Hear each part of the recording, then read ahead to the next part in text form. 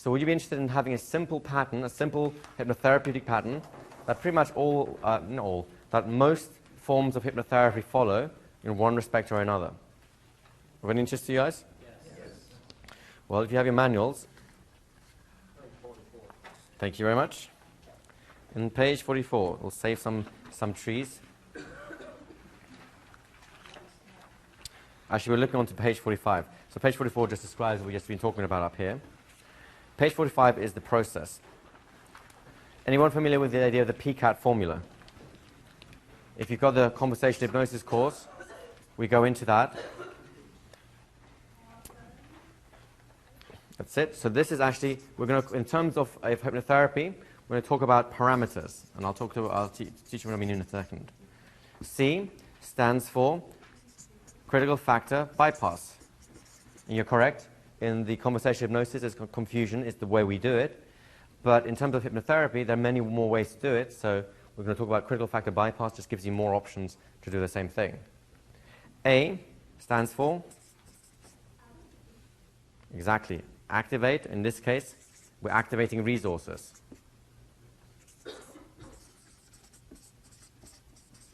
this is what happens when you actually think one thing and write another. Actually, do you know what the definition of Freudian slip is? It's if you mean to say one thing and end up saying your mother.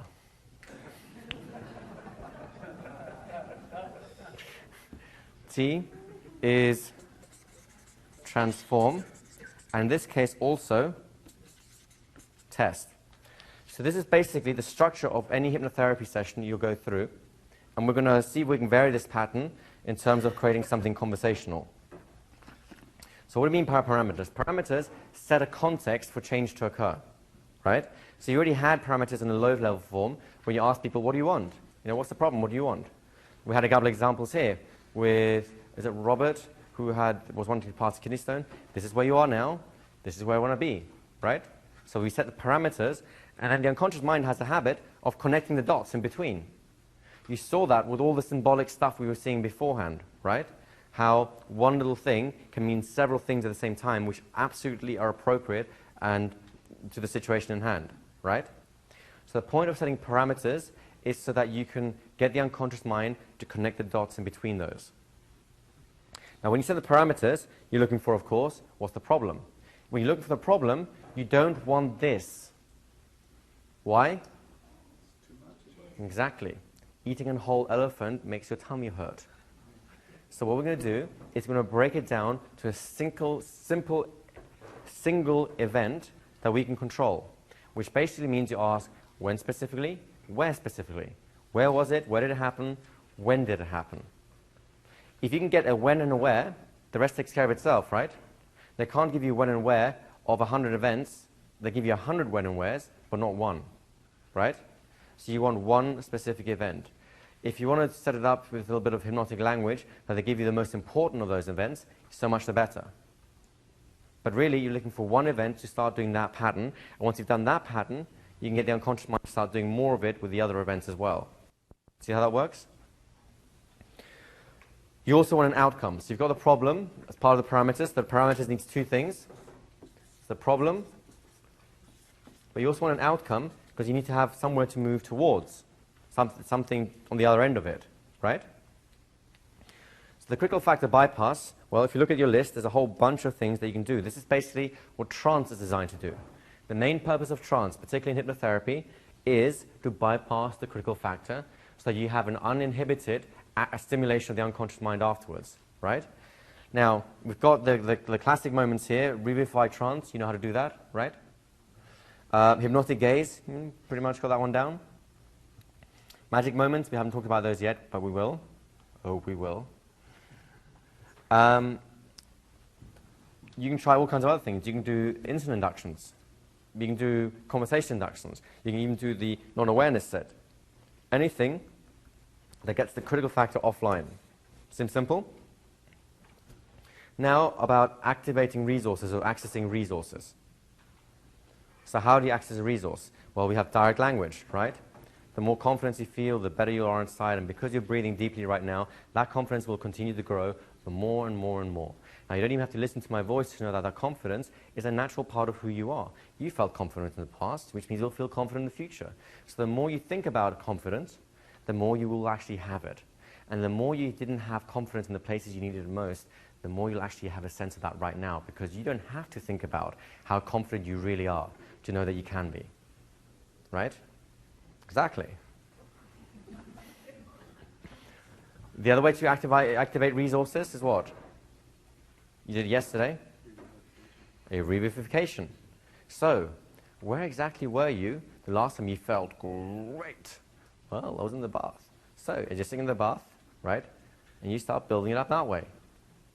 So that's two ways of accessing resources, yes. You guys are getting tougher and tougher to work, I tell you. We have, did any of you notice that as you're doing the non-awareness set, you accidentally would trigger resources? It would happen by accident, right? So you saw one, for example, I think it was with you with the hand lifting up. Could you call that a resource, or whatever is going on inside? Do we know what it is? Hell no. But was it good? I really think so, right? So again, all the maneuvers you've been using so far have really been giving you stuff to do in these two phases right here. They kind of collapse into one, right? Let's see if I'm missing anything. Oh yeah, hypnotic blitz you've already done. So let's say you've got the problem, you've got the outcome, you've done your whole mind's offline, brain dribbling on floor, they've activated their resources, everything's great, right? Now what do you do with it? It's got to attach to something. If the resource doesn't attach to something, well, there's no resolution, right? Because we've all had the experience where we feel great in some parts of our life and not so great in others. So you're already doing it. What we need is to feel great in those parts of our life where we need to feel great but aren't, right? So this is what this is about, transforming. Do you know how you do that? It's very simple. You hold the trigger that used to create the problem at the same time as you have the solution, which is this resource you've just created. And when the two happen at the same time, what's one of the fundamental laws of the unconscious? Association, right? How do we create association? Well, time is one of the most simple, basic ways that things are associated. Two things occur at the same time, they come associated to each other. And the unconscious goes, oh, this means that, right? Now, the strange thing is, this is how the problems get created in the first place, because sometimes you associate to something, or your unconscious associates to a problem to something that is totally irrelevant for the situation. I had a lady who had a fear of nodding donkeys, you know those oil wells that pump things? She'd never been on an oil well in her life. She doesn't even recall having ever seen this thing, but whenever a magazine opened up and there's a picture of one of these things, she'd freak out. She didn't understand why, right?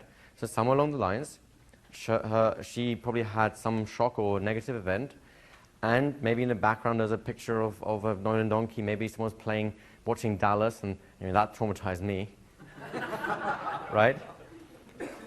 But who knows? But now you're going to do the reverse.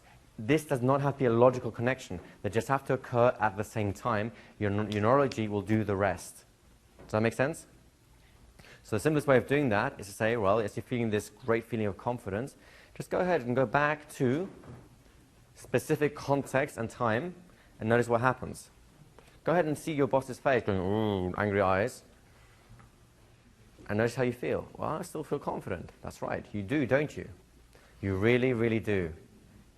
You really feel confident looking at your boss's eyes, looking all frumpy like that. You now have transformed by attaching this to the thing that was creating that in the first place. Make sense? Finally, and this is, I think, a very important phrase, you want to test your work. You want to test it, you want to condition it, you want to test it some more, condition it some more. And the reason is, and here's another classic mistake I used to make. I used to do the work, get the change done, great. And I'd hold my breath and go, okay, nobody move, nobody breathe, because I want to have nothing happen that might possibly shake them out of this, because I have no idea how I did that, so I'm just going to tip out of this place. I've done my work, you're okay now, right? You feel it, right? Yep, okay, I'm gone now, right? That's no way to do work, because the world outside isn't going to be that nice. And the place you want things to fail is in front of you. Do you know why? Exactly. You get to fix it. If you're not there anymore, all you get is a phone call saying, it didn't work, click. Great. So you want to test it. You want to start pushing them. You don't want to test it hard at the beginning because, like, you know, that's being silly. But you want to test it a little bit, shake the tree a little bit, and shake it some more, and then shake it some more, and harder and harder and harder. Then get the worst case scenario. And if it's still holding good, then you go, all right, I've done what I can do. You're done. Some hypnotists, and I think this is actually a good idea if you can afford it in time and funds and stuff, will actually do things like get on the airplane with their clients and take a flight, right? Some people actually will do that. And I think that's a great thing if you can afford time and effort. And the next best thing is to create those contexts in your session. The beauty is you get to test it out here, because if you can actually create the problem in front of you, you can see them going, then you do exactly the same things and they go, huh. Then you know you've got a pretty good chance that it's worked. Does that make sense to you guys? Does that make sense in terms of a simple therapeutic process? Now, here's the funny thing. You're about halfway through the program. You can do all that, right? Any problems with that at all? No? It's easy. Go ahead. We'll look at the actual mechanics of testing more fully as we go through. But the simple way of doing it is basically put them into situations where they would have had the problem had you not been there. And then see what happens. If they have the problem again, then it hasn't worked. If they don't have the problem, then you just do more of those and more of those. And then you get harder and harder situations until you basically got the toughest thing out of the way and then it's like, okay, we're done. Let's check our time. Okay, we've got a break coming up in 10 minutes. So I can either keep talking for 10 minutes and pretend I know what I'm talking about, or we can do something else. Go ahead, James. I had a question about accessing resources. Mm-hmm. I want to know 3 or 4 techniques to access resources. Okay, we just covered them, but we'll do it again. One is your direct language, power words, in the epitome of which is the hypnotic blitz. You saw that on the very first day. In fact, you did it quite elegantly. You know, the more confident you feel, the better you feel, and that sort of stuff. The next one is revivification, right? Can you recall a time when you felt confident? When was the last time you felt confident? Or when did you feel really good? Where specifically were you? What happened? Who was around you? So you're sitting there on your chair in the diner, looking out the window, and you know the world is your oyster. You really know the world is your oyster. What happens next? Well, you know, I lean over and I show my girlfriend the ring, and she goes, ah! And you go, so you're leaning over, you show the ring, and she goes, ah, how did it make you feel? Great. There's a resource. You're there, right? So there's direct language. You can build up into a full blitz type thing. There's a revivification. The next thing you can do is the non-awareness set.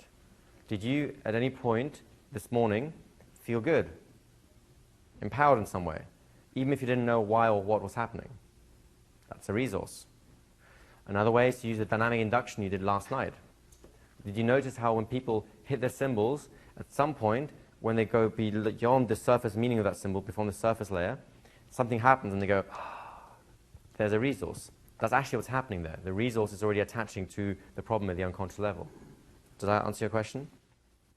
Yes, I was just, my mind was trying to separate accessing the resource and transforming the problem, but really it seems to be an organic process. Yes, it is an organic process. And in fact, you'll probably find often, especially using the kind of methods we've been talking about here, that these 3 things kind of blend one into the other. As you're bypassing the critical factor, you kind of act as a resource anyway. And then you just have to bring that right back to another thing. The clean way to do it, and this is something we're coming on this afternoon, is let's say you act as a resource, and you say, as you're feeling this good, think about that situation. It's a very clean way to distinguish the two. But it doesn't have to be clean, it just has to be effective. Answer your question? Yes, thank you. Go ahead. Can you have the microphone forward? James to James. With your model over This one here? on that chart, Yeah. and you identify a problem that you want to work with, Mm-hmm. why wouldn't you ask at that time, is this the first time that you felt this? Oh, you can absolutely do that. If you want to go straight towards a regression, no problem at all. I'm not giving you choices. You don't have to do it that way. It can be done other ways too. So we're going to start off with a resourcing model, which is about about adding resources so that it kind of settles in from the top down. Then tomorrow we're going to the regression model, which is about taking the plug out and letting all the negative stuff float out. So you can either come from the top down or from the bottom up. Make sense? Yes. So, any other questions? Okay. So is the main activity here to have them revivify the problem and then attach resource states to it by talking them up, or perhaps create the resource state first and then say, imagine that this is happening? And I'm sort of comparing this in my mind to an anchor collapse from NLP. It is exactly that. It's a form of collapsing anchors, as NLP would call it. You're not gonna revivify the problem fully because you don't want it to be fully active. You want to really attach it to the trigger. So here's what happens sometimes with problems. You have a trigger, right? And we'll come into this more tomorrow. And it causes you to feel some negative thing, right? Then what do? Typically you distract yourself about this so you don't have to think about that. You go to the pictures, you call a friend, you get drunk, something like that. You nail your hand to the wall. Anyways, at some point, you kind of feel neutral again, right? But of course, you can pretty much guarantee that this trigger is still there in the world, and it's going to come up and bite you again, and you're going to feel negative again, you're going to do this whole thing again. Now, as time goes by, somewhere at this point, this becomes frustration, because it's been happening over and over again, and you go, here we go again, right? It starts reinforcing itself. So this circle becomes a vicious circle, and you can't get out. Then eventually, because of this, there is now more emphasis here, so you have more of this, so you need a bigger distraction. You know, alcohol doesn't do it anymore, now you have to do heroin. And the frustration gets bigger and bigger, and the only way out is, you know what it is? It's called depression.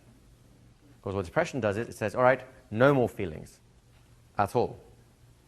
And basically it damps everything down. And it stops, you know, things like suicide and things like that happen. So depression is actually quite a healthy thing, because it breaks this cycle, although you don't want to get stuck there either. What we're doing is we're going to this trigger right here, and rather than letting this trigger launch all this, we're letting the trigger launch something else. So you're breaking the cycle up here, down here, before it gets to the negative thing in the first place.